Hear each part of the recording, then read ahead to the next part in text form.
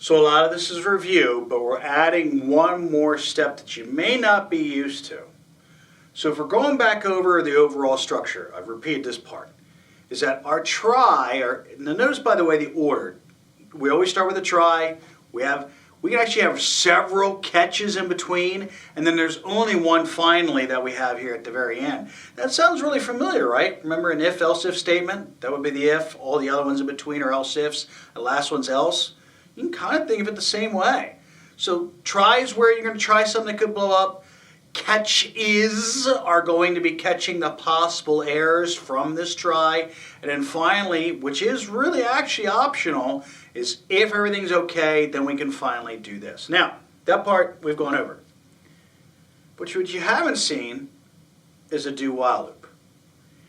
In a do-while loop, we want to loop especially if we know the user is most likely going to be doing the same thing over and over again, some type of data input. Or, in this case, if they're going to make some mistake, then we want the program to kind of help them out a little bit. Like, okay, instead of ending, go ahead and ask them again for a different value, and hopefully this time they get it right. That's why we're going to do a do and a while loop. Now, notice the overall structure for this. First, the do-while loop actually makes sure that we at least try an attempt first. Now that's very different than the other loops. Remember a for loop and a while loop?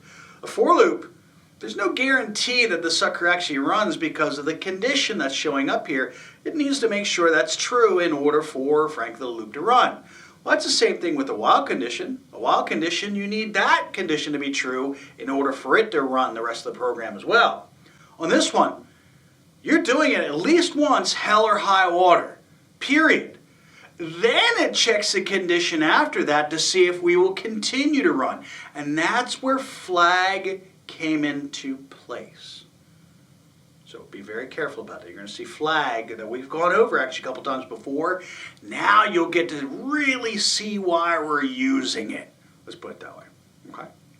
So that's the overall set that we're going to have. I'm going to talk more about the exception classes as we go down, but there's going to be several. You've already seen one already in non-numeric type.